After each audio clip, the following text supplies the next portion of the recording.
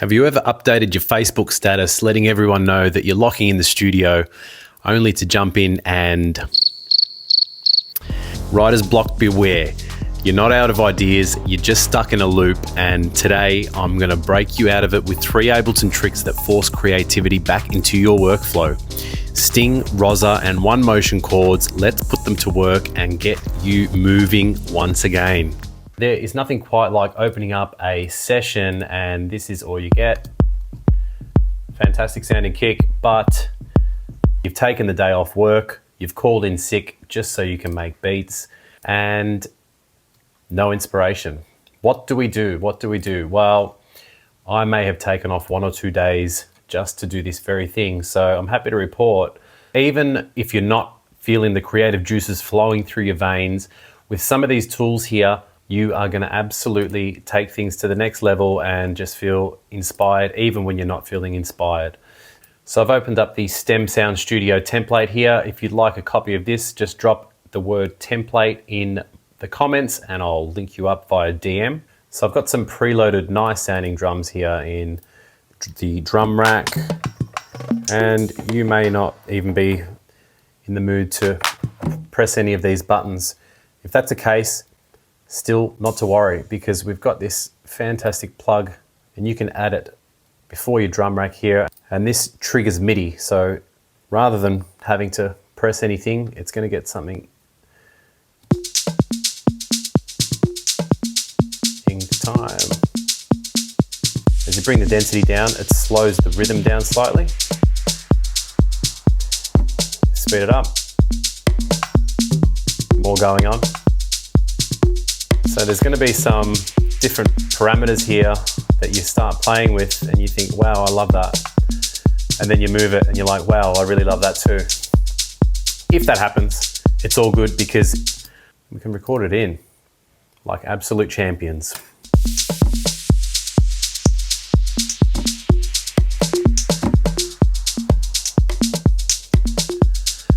Might be having a little bit too much fun with that. Either way, so we've recorded it in underneath. So then we can mute that channel there and just have a listen to some of the audio that we recorded in, and then chop and change as we see fit into the groove.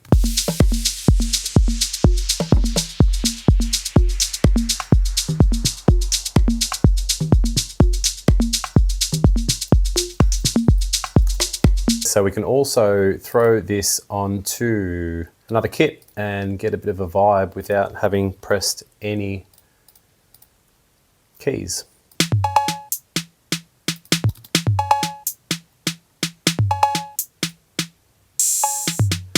Just getting grooves that you probably never would have played in yourself. You can change the length here, get some polyrhythms happening.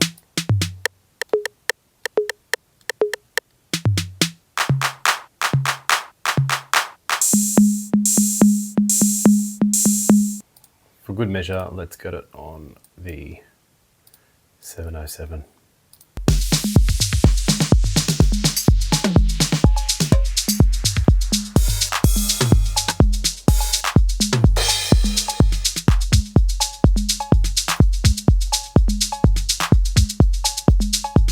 You get the idea. You can go wild with it. So it's always a good idea to record the audio in, just so you can play with it after the fact. It's all sitting there.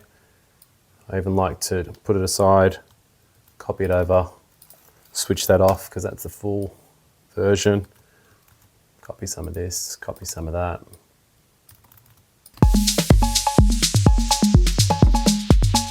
At the end of the day, some people will definitely still complain about this. It still comes down to your taste. So it's not the end of the world that technology is doing some of this for us. Taste is king. Okay, so the next platform I wanted to show you is actually a website, and I've used this many, many times over the years. You can get in here and select things like, you know, all the different types of scales: minor, harmonic minor, major, melodic minor. We've got some extra ones here. We've got some different modes. We've got some Phrygian, Ionian, Dorian, etc. So you can get quite complex with it. For today's demonstration, I'm going to be using F minor. So it's really cool because you can change the different rhythms and styles.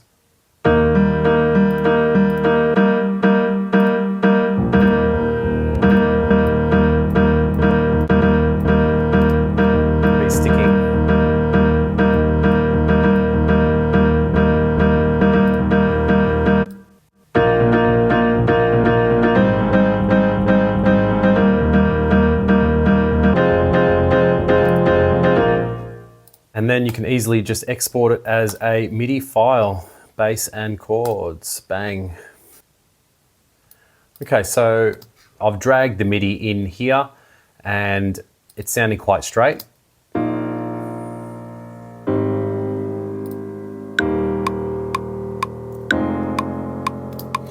So what I might do here is duplicate this track and freeze and flatten so I can turn it into an audio track. Then mute that one there. All right, so once this audio has bounced of the piano, what you're going to want to do is now create a MIDI track underneath that. Double click the MIDI and drag the audio of the piano in there. Set it to splice, so it's going to analyze the transients here.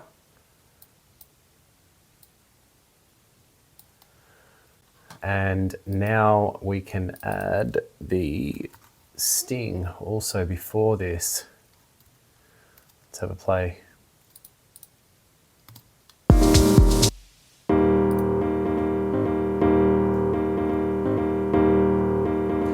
So straight away you're getting a little bit of a groove that maybe you wouldn't have played yourself.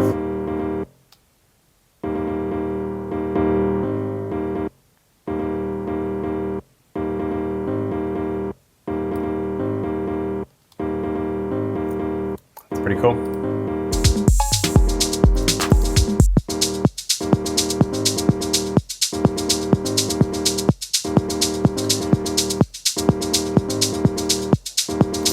And the other random MIDI trigger that I wanted to show you as well was the ROZZER, and stacking these things up is where it starts to get a little bit crazy. So we can play with different parameters here. Very difficult to see on here, but that's the octave, that's the velocity, that's the gate. So it's a really good idea also when you're playing with things like this to throw in a scale to keep things in check with regard to scale and not going out of key. So after all that, we are in F minor today, so chuck that in F minor as well.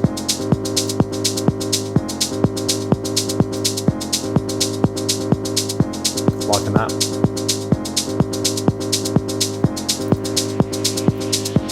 So maybe now we can play with some bass.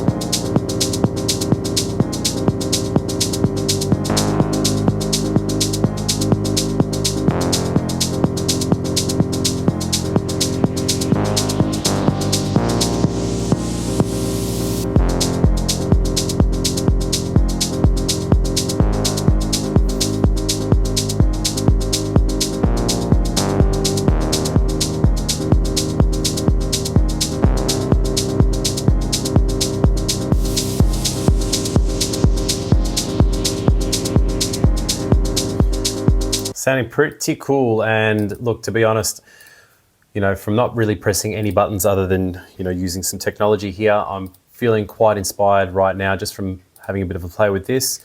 And, you know, you can just really just keep having a play.